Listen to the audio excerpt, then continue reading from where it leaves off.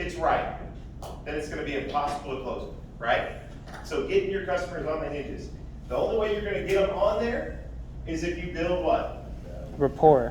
Build rapport, build value, get them to like you, get them to trust you, right? If they don't like and trust you, they're never going to answer yes to that question.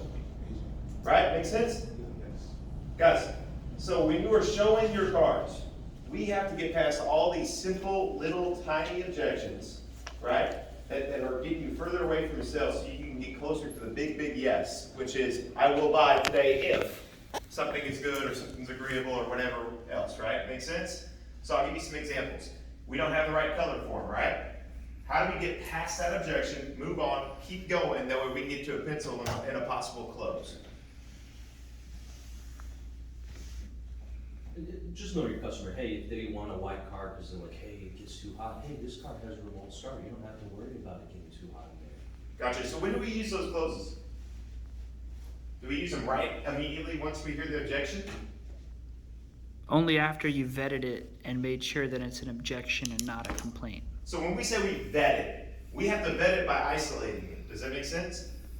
Okay. So if a customer says to you, hey, I only want white and I only want espresso interior, these are the only color combinations that I'm going to take, right? And you don't have that car. One, we're definitely still going to show them what? A similar car. A similar product, right? Every single time, no matter what. And when they tell you again, hey, I don't want this color, I don't like white, right? I don't like the espresso interior. We as salespeople have to be what?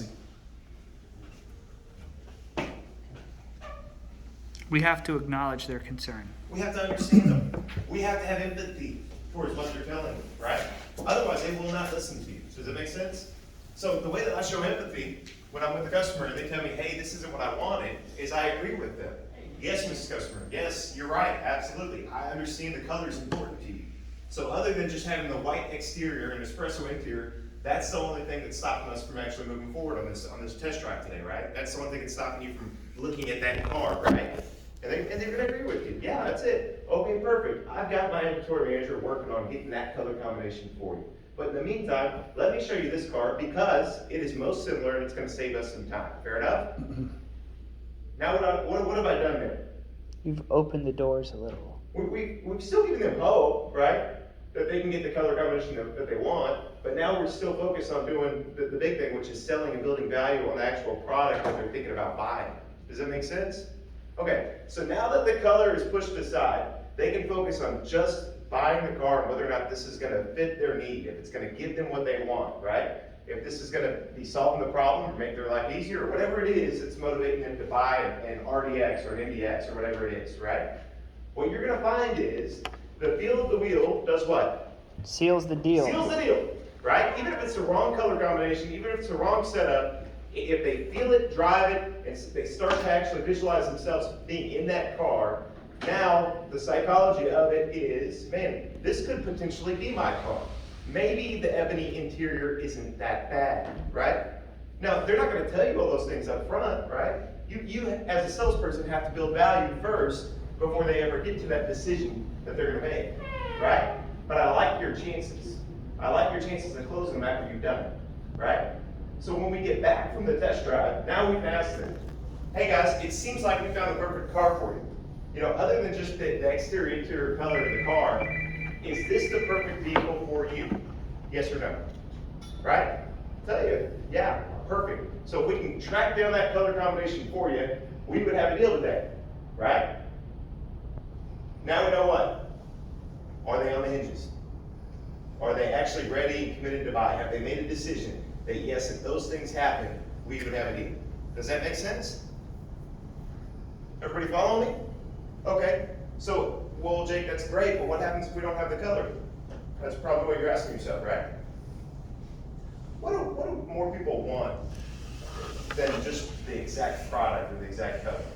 A good deal. They want to feel as though they have a deal that they want, right? People want to feel like this was a good reason to do it. Does that make sense?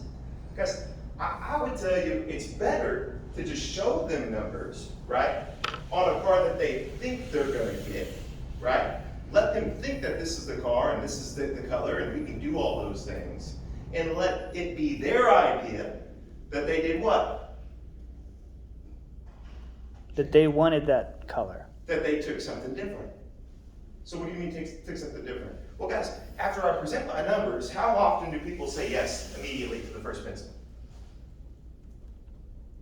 20%. 10, 20%? Guess what, guys? If they say yes on 10 and 20%, 1 out of 10, from presenting it to them, I'm going to do everything I can to go find the color that they want. You better believe it, okay? Because that deal's going to make what? All the money. All the money for you and me, right?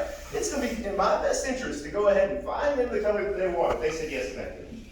But more often than not, customers say what? I want a discount. No, I want a deal. I want more for my trade. I want this, I want that, I want all this other stuff. Well, what do we want? To sell a car. We want them to take a car that's what? In here. In stock. That's here. That's what we want. So now we've got two different things. Customer wants exactly what they want a discount, right? We got what they want. Might not be exactly what they want, but we do have the product they want, right? And we want them to take a car that's in stock. That's what we want, right? So guys, keep this in your back pocket, right? Don't immediately say, oh, don't worry, this car doesn't get that hot, it's got remote start up front, right? That it doesn't matter right now. You're not showing empathy to them yet. You're not making them feel good about the decision that they think they already know is what they want. Does that make sense? So as soon as you start being combative with people, they stop listening to you, and you can no longer build value in your product. Does that make sense? So let the customer think what they want to think. At the end of it, know that we can absolutely convince them to take the product that is in stock. But if you do it too soon, you talk about it too soon, they shut down on you, they stop listening to you, and all of a sudden, there's nothing really left to talk about other than just price, right? So build value in your product no matter what. Isolate little objections, move on from them, right? Know that the inventory, yes, there is a little bit of a shortage, okay? No problem. We may not have the exact car you want in stock right here at this moment, but it's available, right? When's it available? Huh? Right now. I mean, eventually it's going to be available, right? Or are we just always going to be out of advanced package cars? No, it's available. I got cards that are in the